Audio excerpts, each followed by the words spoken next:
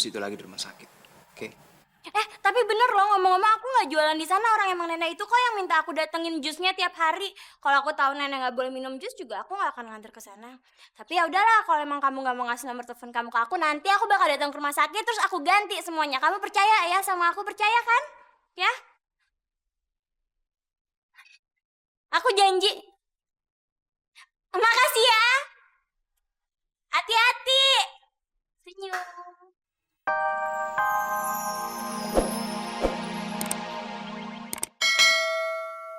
Aku? Wah, dia bisa mundur lagi.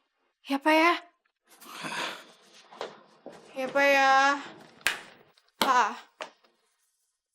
Pak? Iya, iya. Yes. Makasih ya, Pak.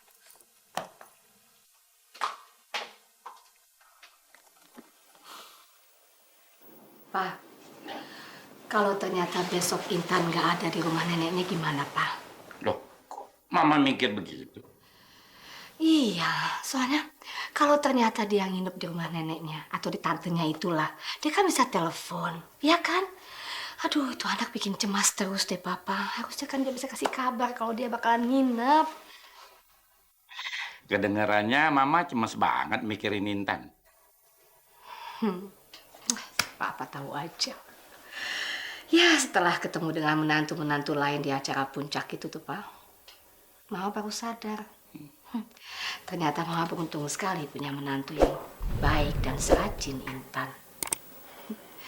Mama ingat waktu pertama kali kenal sama dia. Aduh, ampun, dengar suaranya aja langsung migrain, Mama.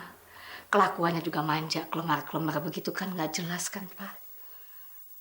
Tapi ya, ternyata anak itu kuat dan sangat tegar sekali. Papa senang Mama menyadari hal itu. Udah, Mah. Mama bobok dulu ya. Besok pagi kita telepon Intan di rumah neneknya. Iya. Mudah-mudahan nggak apa-apa dia ya.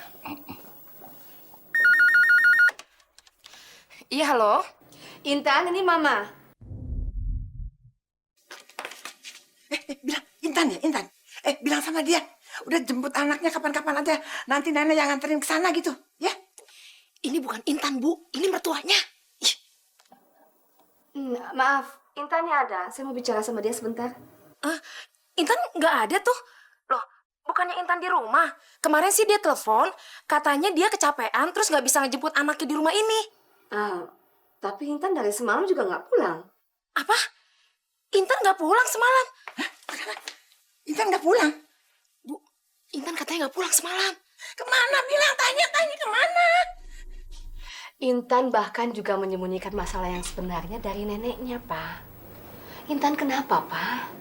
Apa jangan-jangan Intan dapat musibah? Atau dia kecelakaan, Om? Alah, gitu aja pada bingung.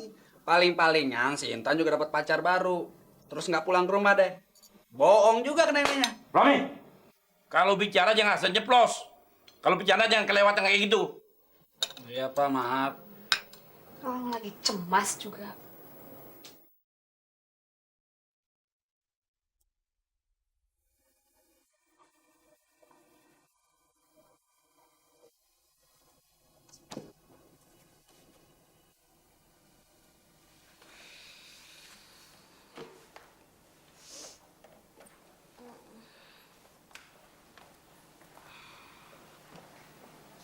Udah pagi ya. Jalan!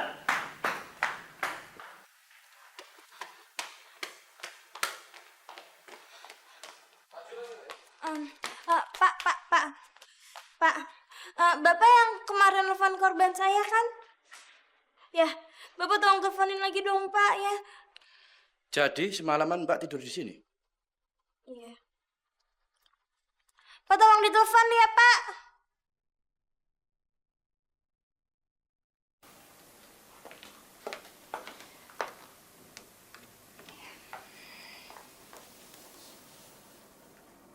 Gimana? Apanya yang sakit? Nggak ada yang sakit, Ma. Kamu yakin? Yakin, Ma. Kan Kemarin itu udah di ronsen. Nggak ada yang patah, cuma retak-retak aja tulangnya. Gimana sih retak sedikit? Siapa yang berani nabrak anak mama? Nanti kalau ketemu, biar mama tabrak dia. Sabar, Ma, sabar. Iya, sabar.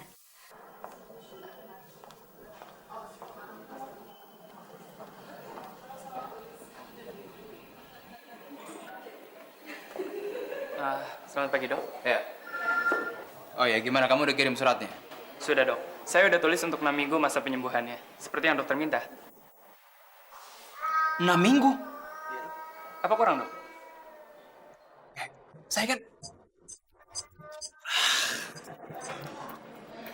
Ya, halo, halo. Wah, akhirnya kami bisa menghubungi Bapak. Iya, Pak. Iya, aduh, maaf saya lupa, Pak. Mengirim surat keterangan dokter itu saja belum cukup. Lebih baik Bapak datang kemari. Ditunggu ya, Pak.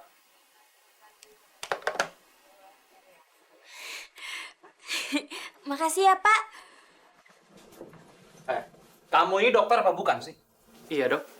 Oh, kamu tuh dokter jadinya. Kenapa kamu buat surat keterangan palsu?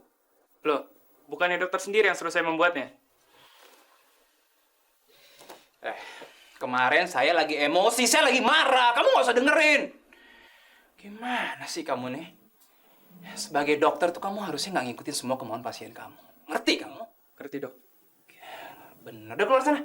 Permisi, Dok.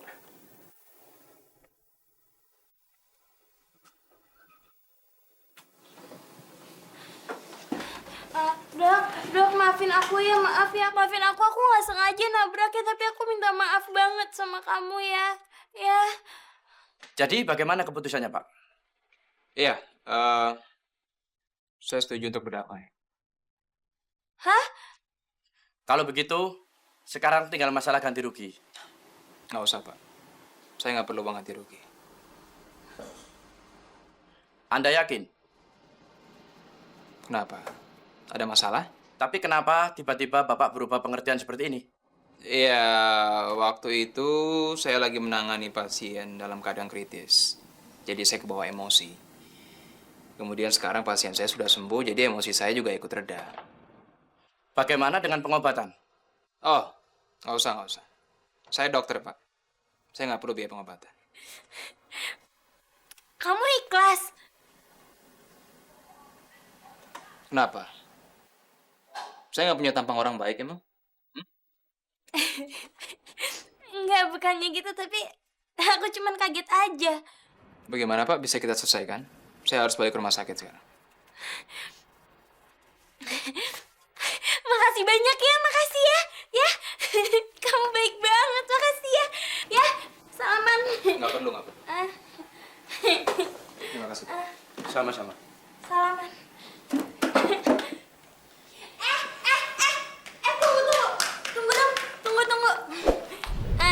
Kamu punya bolpen nggak?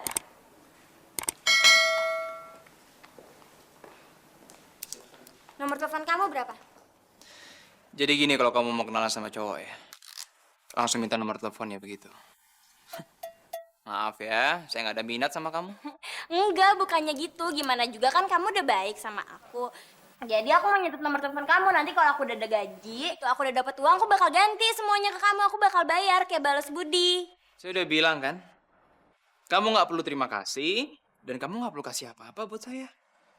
Karena saya ngelakuin ini semua bukan buat kamu. Ya, anggap aja saya nyumbang beberapa uang receh buat Amal ya. Oh, enggak, aku nggak mau terima sumbangannya. Aku nggak mau terima amal-amalnya orang. Aku nggak buat apa-apa kok. Beneran? Ingat ya, jangan pernah jualan jus itu lagi di rumah sakit, oke? Tapi bener loh, ngomong-ngomong aku nggak jualan di sana. Orang emang nenek itu kok yang minta aku datengin jusnya tiap hari. Kalau aku tahu nenek nggak boleh minum jus juga, aku nggak akan nganter ke sana.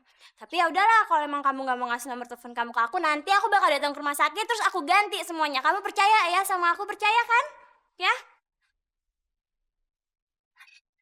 Aku janji.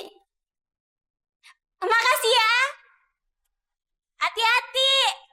Senyum.